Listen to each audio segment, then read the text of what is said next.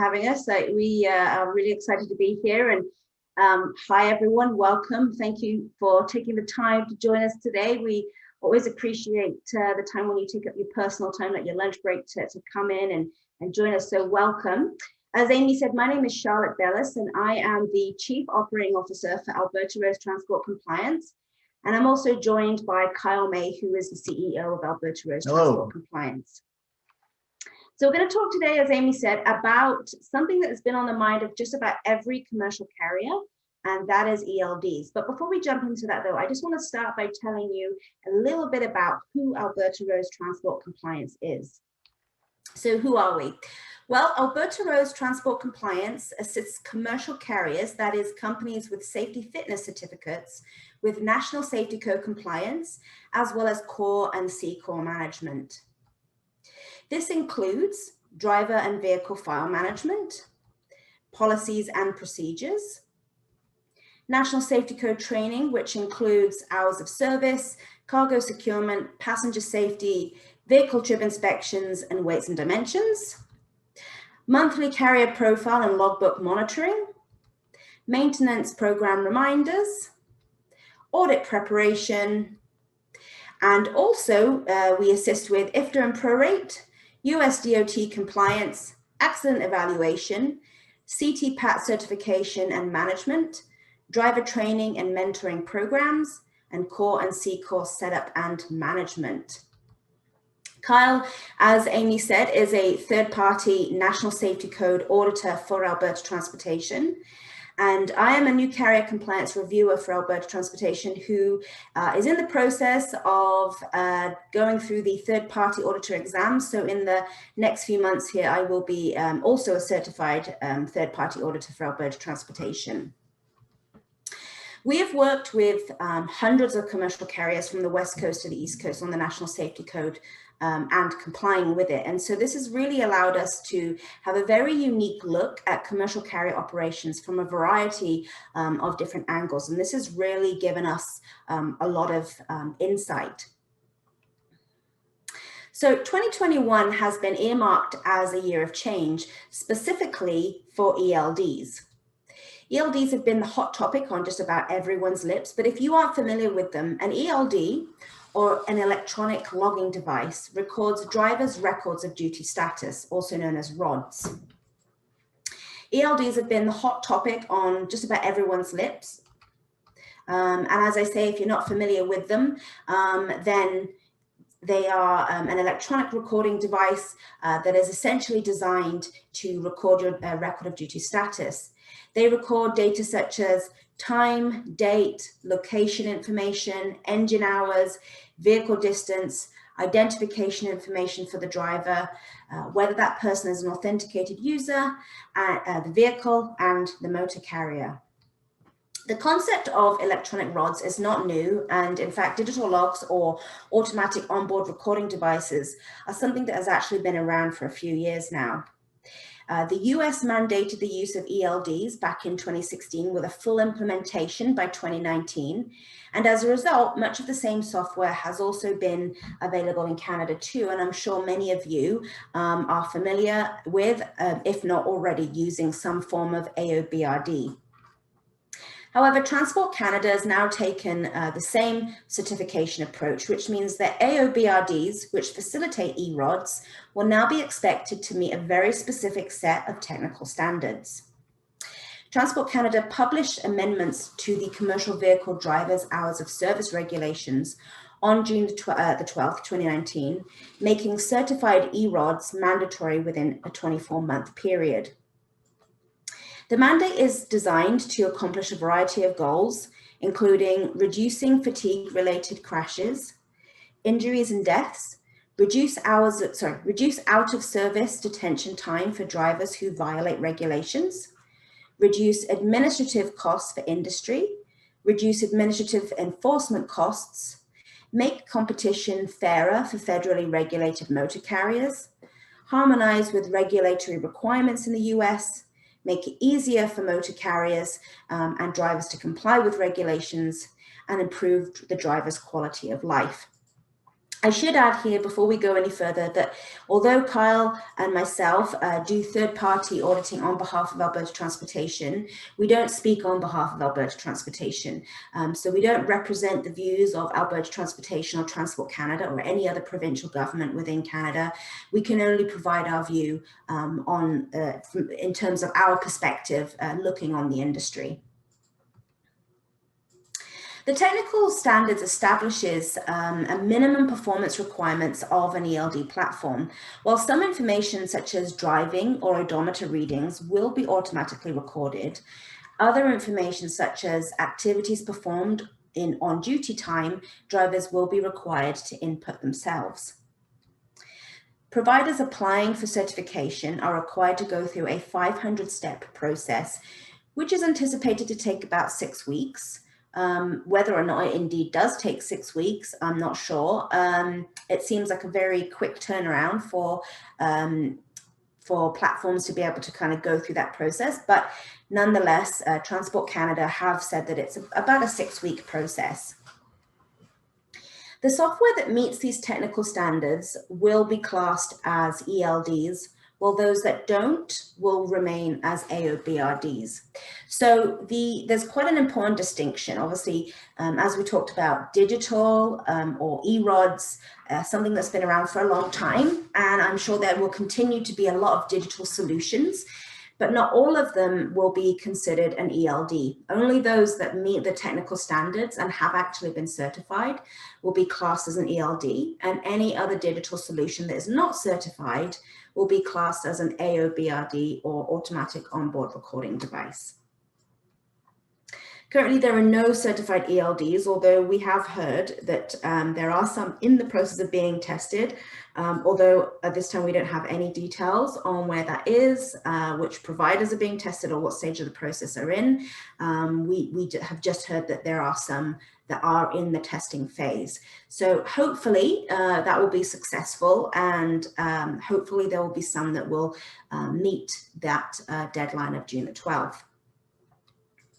So how does this affect your business? Well, if you hold a safety fitness certificate that is federal, which means you can operate across North America, you are required to have ELDs fitted in all of your NSC power units and used by all NSC drivers using those units.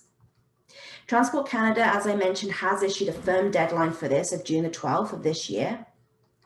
And whether you're using paper logs or you're currently using an AOBRD, you will be required to migrate to a certified ELD from June the 12th, 2021 onwards. It is also worth mentioning that whether you operate outside of the province or whichever province you're in, or whether you only operate within your province, if you hold a federal safety fitness certificate, you are required to comply with this mandate. So in Alberta and Saskatchewan, I'm not sure if we have anyone here joining us from outside of Alberta today, but in Alberta and Saskatchewan specifically, there is also a provincial operating status in addition to a federal. And sometimes motor carriers that have a federal safety fitness certificate can sometimes be confused because they may say, well, I never go outside of the province. I only ever operate within my province.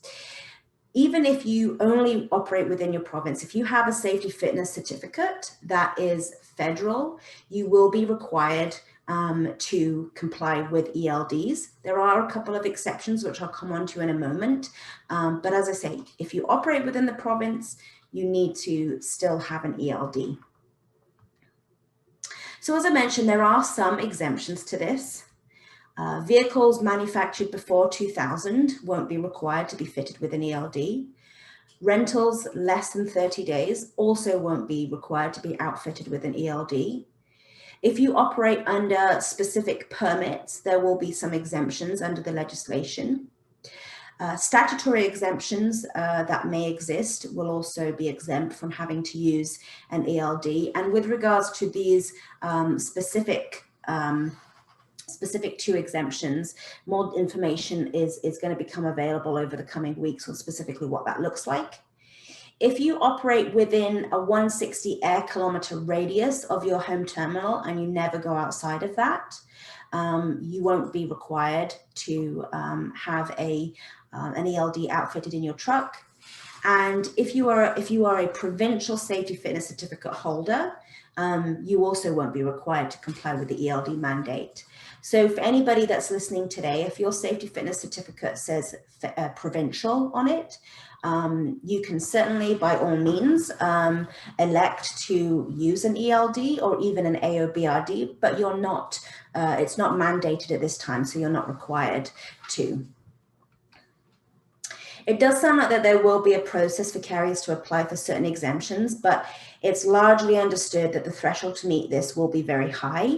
And I was actually in an industry presentation earlier this week, and actually they made a really good point. And it was actually a presentation by an ELD platform that is looking for certification. And one of the things that the gentleman giving the presentation said was the threshold is kind of along the lines of, if you can satisfy Transport Canada that it's safer for you to operate a paper log versus an electronic log, that's kind of the threshold that they're looking at. So I suspect, although that there are a list of exemptions, that it's going to be a fairly robust criteria to be fall within those exemptions, because obviously the idea is to migrate as many users as possible to ELDs. I also wanted to mention here too, the 160 air kilometer radius. So many carriers believe that if they operate within 160 kilometers of their home terminal, they aren't required to maintain any rods. But this is actually not the case. So there isn't an exemption from hours of service regulations. It's actually an exemption from the requirement to maintain an ELD. You'll still be required to maintain some record of duty status. So I see this, Kyle and I both see this all the time through the process of auditing or reviewing clients or carriers on behalf of Alberta Transportation.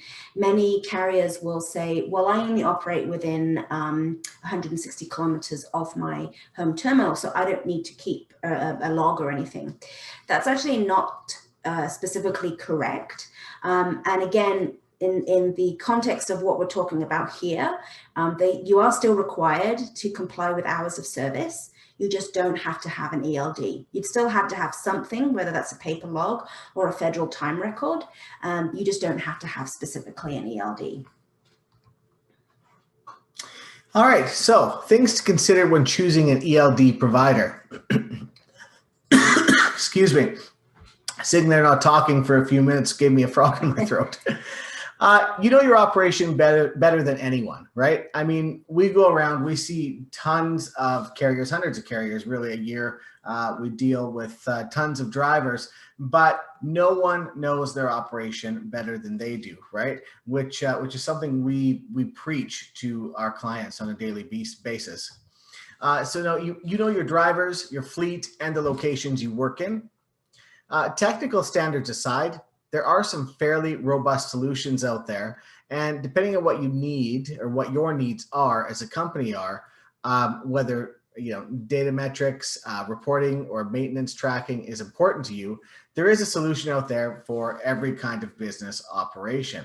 But again, I must go back to you know your operation better than anyone else. All right. However, it can be daunting though looking for the ELD that fits your business. So with that in mind, we've put together our top 6 things to consider when choosing an ELD provider. All right, first of all, you want to confirm whether your ELD vendor uses cellular data or cloud-based for storage and usage. This is very important because many ELD vendors do rely on cellular data to operate their programs, and the cost of the data required could be expensive. Now, that's not saying every solution is expensive. I know that there are some ELD vendors out there where the data is almost nothing. A driver won't even notice on his phone hardly, but it really depends on who the vendor is. Cellular usage, though, does run the risk of only working properly when cellular coverage is possible. And when cellular coverage is lost, the device can stop tracking properly. You want to also confirm if the ELD vendor provides a trustworthy tablet or device for each driver. So some ELD vendors do rely on carriers and their drivers using a company or personal cell phone to operate the ELD operating system. And while this is great in allowing drivers more access to your ELD platform, it leaves you at the mercy of relying on your drivers to bring their cell phones to work and ensure their cell phone is actually working. We all know, how many of us really have busted a phone, right? Now, how many of us have been on the road, a million days a year with this phone banging around in a truck? It happens. It happens. And if any of you have teenagers, you know just as well as I do, it can happen a lot. 3, you want to confirm technical support in place for the hours of the carrier's operation. All right, so it's important that the ELD vendor has adequate and accessible technical support during the hours that you work. So if a driver is on the roadside and the ELD device malfunctions, you want to be able to access and support, access some support at that exact moment and not risk the driver receiving a violation or being placed at a service or worse. All right, you don't want an ELD provider that provides only office hours for assistance. You want something, you're looking for something that's 24 hours, right? Unless there's never any chance that you yourself or your company is going to be driving after office hours. Number 4, you want to confirm if the ELD vendor installs a telematics device through the ECM with a plug and play port, or it hardwires it directly into the ECM harness. So an ELD connects to the electronic control module, which is ECM for short, of a vehicle. And currently there are 2 options for doing this. There's plug and play or hardwired. And while it may be cheaper to have a plug and play port system set up, you run the risk of accidental or deliberate tampering by the device being unplugged from the ECM, which could result in violations, including the driver being placed out of service. As an auditor, this is something actually I see all the time. For example, you know what? You can have a driver out there and they've learned how to manipulate the system, right? There's some systems, of course, if they plug in, they can come out. And on a driver's log, how this sometimes looks on a lot of different vendors or different forms, you've got your grid graph of the log there, and they're going along, okay. And now they've been driving and whatnot, and they've ducked down to not driving but on duty, and then suddenly they go to off duty, and that's great. And you notice, okay, they went to off duty in Calgary, Alberta. Perfect. All right, you're going to assume that whatever, they're off. Maybe they live there, who knows? But they're off duty in Calgary, Alberta. And they're off for several hours. But all of a sudden, you look down, and yeah, 6 hours have gone by, and they've decided to go back on duty, or maybe 8. Maybe they've they've taken their consecutive 8 hours. But what you find is suddenly, they're like, in Great Falls, Montana, or they're, Surrey, BC, or that's probably a long ways for 8 hours. But you guys get my point. They're in a different location a long way away. Now, I look at this and go, okay. Either there's been a malfunction, or they've unplugged the device so that it looks like they're off duty for that amount of time, and then plugged the device back in where they've started. Of course, a third option, which isn't very likely, is that they decided to go off duty in Calgary or wherever. Then they got in a personal vehicle in their time off, and they traveled up to wherever, Saskatoon or whatever, and they realized they forgot their truck. And so they called Jim, and they said, Jim, can you please bring my truck to Saskatoon so I can start driving from there? And then Jim's log is going to show that he drove from Calgary to Saskatoon to give his buddy his truck back, which I think is very unlikely. So the first 2 are really the only way that this makes sense. So, if possible, all this to say, I recommend telematics that is hardwired into the ECM harness, which eliminates this concern altogether. Number 5, confirm if the ELD device is user-friendly for the carrier, drivers, and auditors. All right, it's extremely important that the solution utilized is user-friendly. You are now introducing a piece of technology to a professional driver who may have difficult understanding how to use this technology. Carriers want their professional drivers to be comfortable and become the experts on how to use the system in the cab of the truck to ensure they're operating in compliance. It is also important that the carrier or someone they designate is comfortable and competent to use the back end of the ELD system to track hours, review logs, or monitor logs and prepare information for an audit, etc. I also want to mention here about training your drivers in the use of ELDs. It is common sense to want to allow drivers to test out the platform so that they get familiar with it. And as I forgot to mention, this is point number 5, you can see on the screen there. You want to bear in mind, though, that if they are using any platform, this is considered a record of duty status. And if your drivers continue to also keep paper logs, this is going to result in a duplicate log. And unfortunately, I just had this situation the other day where a new carrier came onto us for consulting. And as I'm looking at the carrier profile, I noticed that there is, he's got a ticket and a violation, put out a service for duplicate logs, right? Falsifying logs, duplicate logs. So I decided to do a little investigating, and I talked to the driver, I talked to the carrier, and I said, so what happened, right? Why did you get 2 logs? And especially if you've got an ELD system hooked in, that means you're using paper logs as well, right? I don't think you're using 2 separate ELD providers there. And he says, yes, I was getting used to the electronic logs, so I just wanted to try them out, right? And still run a paper log for a few days because I don't know computers very well. And while that might sound innocent enough, the law enforcement caught him at the scale there and wrote him up because, of course, they saw paper logs and of course electronic logs. So it's something to watch out for. When you make the switch, you have to make the switch, right? So we do recommend asking your ELD provider for interactive driver training, right, within your office environment, or asking whether they have a test platform drivers can experiment in, and inviting your drivers into your office for a training session on a platform that is not live. All right, additional feature benefits.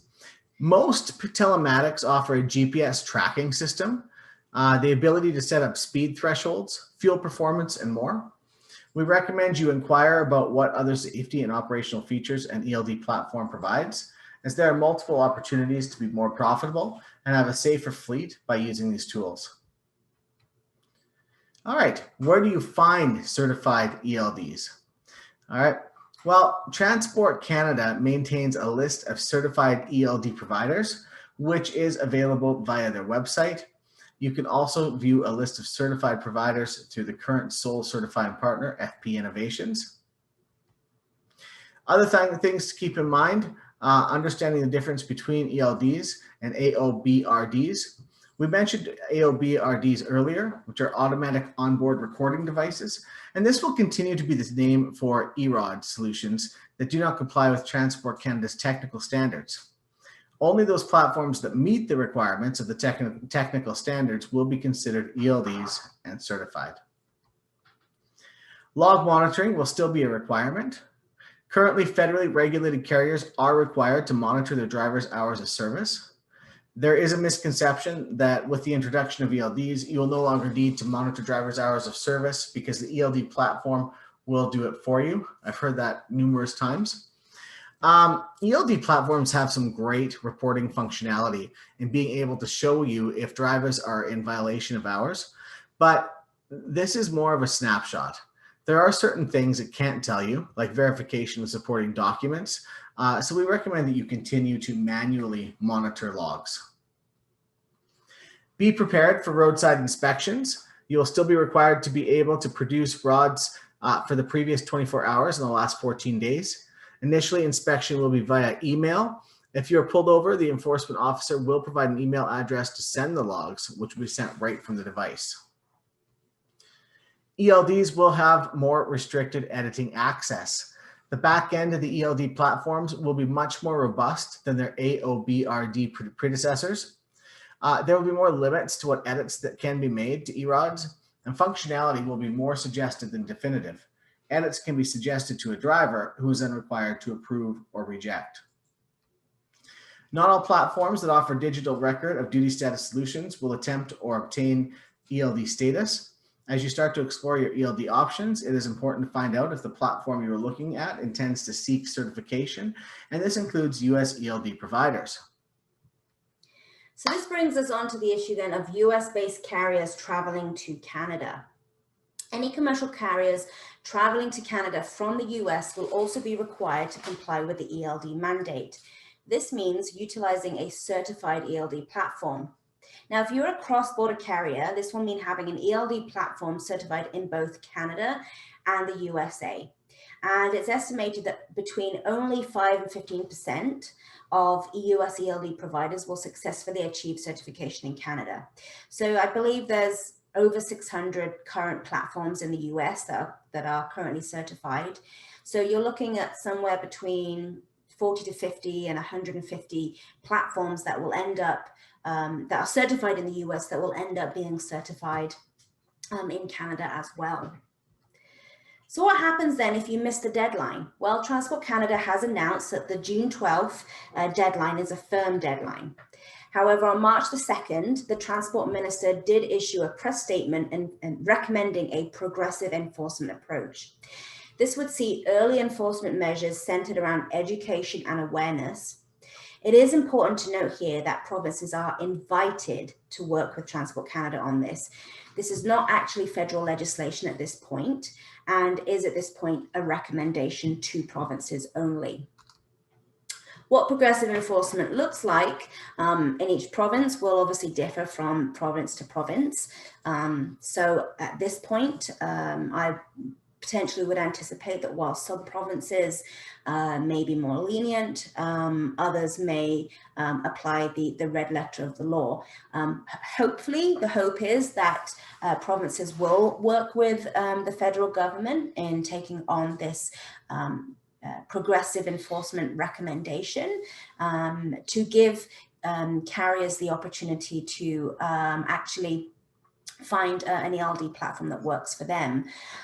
It's not intended to, the progressive enforcement approach, I should say, is not intended to delay implementation. It's intended to provide a relief to carriers who are looking for an ELD platform. And I'm sure many of you, like a lot of the carriers that we speak to, have probably now, even for the last couple of months, been starting to look at getting ready for the June 12th deadline. And obviously it's frustrating for you if there is nothing currently available. So the hope is that provinces will take on board that progressive enforcement approach. But as we say, it really depends on what that will look like from province to province. So here are some key points for you to remember. Only EROD solutions that are certified will be Transport Canada approved. US certified ELDs aren't automatically approved in Canada. They will also have to go through certification process. Not all information will be automatically recorded in the e-log. Drivers are still required to manually put some information. So driver education, not only on how to use an ELD, but generally on hours of service, will be important to minimize human error. It is important to know here that with the introduction of ELDs, this is not going to completely get rid of any violations. Obviously, there still could be human error, whether that is in how a driver is set up in the system. You know, if maybe the person who is responsible for setting that individual up doesn't understand the difference between what the principal place of business address is or what the home terminal address is, or doesn't understand that you know, it has to be the legal name of the driver and not their abbreviated or shortened version of the driver. So obviously the system is not going to detect that, and that can still be an error. But also in, you know, just drivers switching to on-duty status in certain events that they're, you know, they might be doing, like fueling up or, you know, the like and the like. So it's important to make sure that driver education is a big part of what you're doing, so it minimizes human error. And as we said, you can utilize devices, mobile devices, so smartphones, tablets, etc. And also there is the option for plug and play. But if you do, make sure that the solutions work for your fleet. And in making sure they work for your fleet, you know your crew better than anyone, and so you know what's going to work for them, and you know maybe the drivers who, if they can kind of get around the rules and bend the rules, they might. So you know your crew and your team and your fleet better than anyone. So choose an option that actually works for you. There will be limited editing capabilities. So Kyle mentioned this earlier. So it's going to be more, it's going to be much more restricted, I should say, on what can be edited than what the current AOBRD solution offers.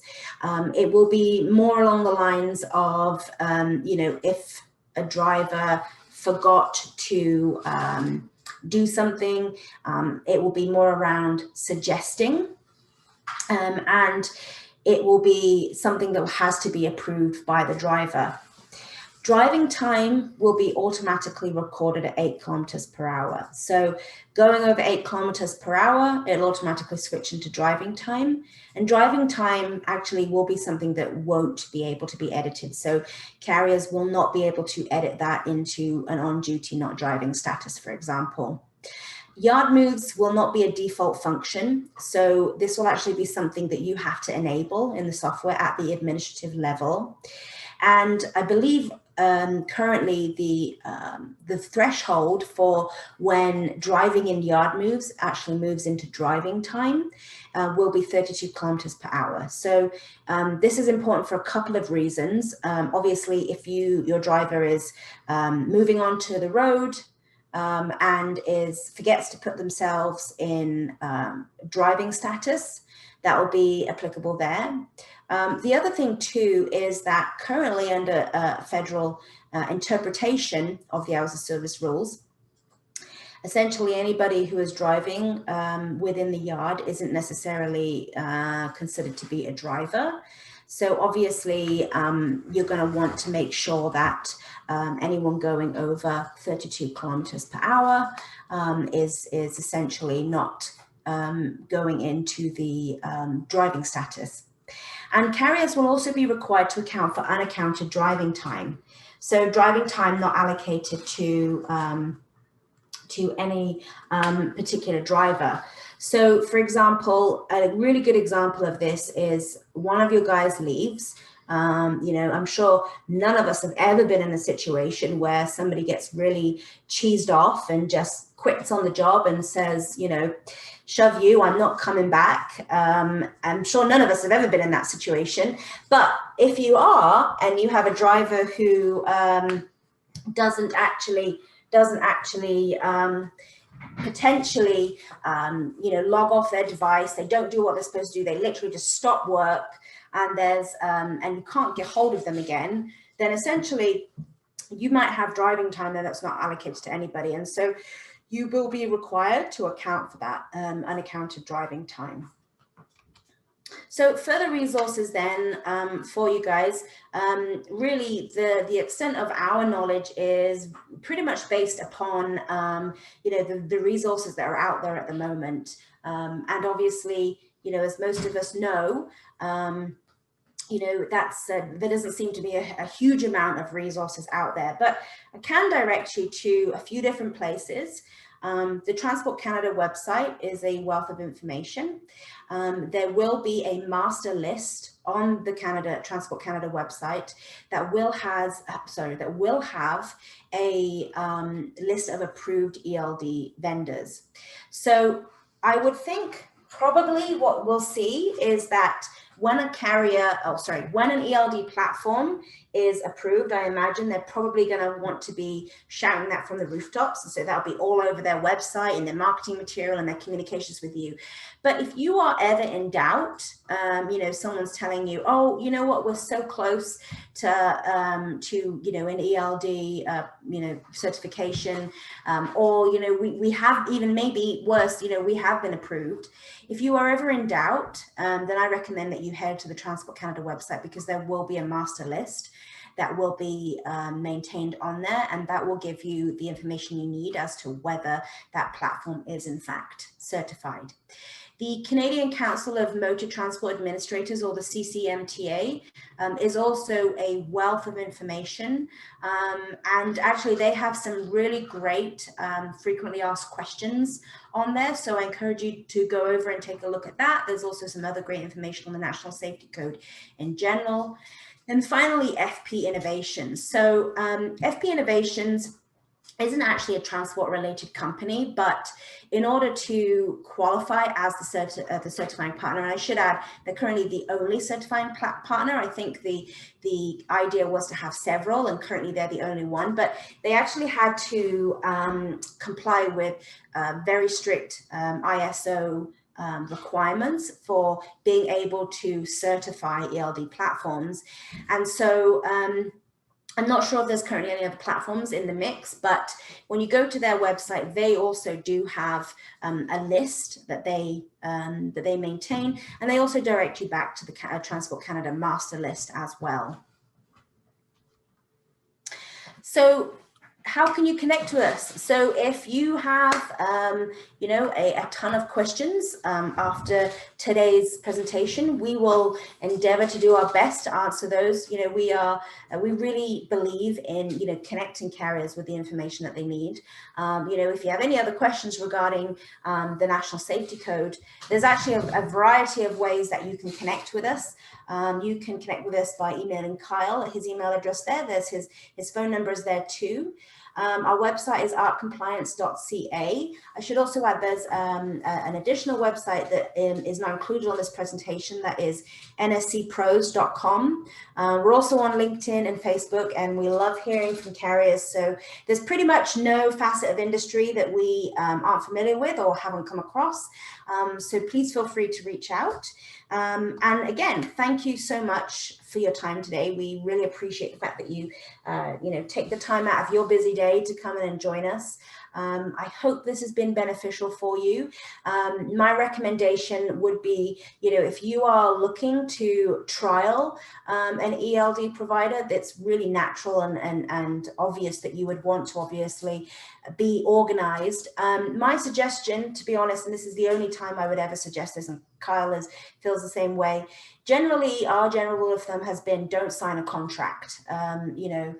And so, but obviously if you are investigating, you know, different ELD providers, and they're able to, you know, do something for you that, you know, allows you to maybe try out their services without being tied in and at no cost to yourself, then that could potentially be an option to move forward. But, you know, as I say, just do your best to continue to be, you know, up to date on the information as much as you can be, and don't hesitate to, you know, reach out to industry organizations. You know, like here in Alberta, we have the AMTA, there's also the BCTA and BC, and various other trucking associations and industry associations. Don't hesitate to reach out and use those as a resource, because as soon as information becomes available, those organizations will be the first to get it, which means that you'll be the first to get it into your hands. So once again, thank you so much for your time, and it was great being with you today. Thank you so much, Charlotte and Kyle. We really appreciate you being here and sharing this information with us. So we do just have a couple questions that have come up in the chat box. So one you had kind of touched on, but it's related to the firm deadline. So I know you had said it is a firm deadline of June 2021. And so they were kind of saying firm deadline, or is it a soft launch? Now I know that you had kind of touched on that, but in terms of, I guess, period of time for that educational enforcement, was that verbalized or shared, or do you have any insight into how long that is recommended to last? Unfortunately, no. So there is, they're looking at least the first year. So the press statement that was issued by the Transport Minister of Canada has just essentially recommended, you know, a phase of education and awareness. There was no firm, hard guideline provided by him in the statement, but industry expectation is that it will be around about the first year. I think my thoughts are don't wait that entire year if there is an ELD provider available. If there is a platform available to you, once one is certified, I would probably suggest that you try to implement that as soon as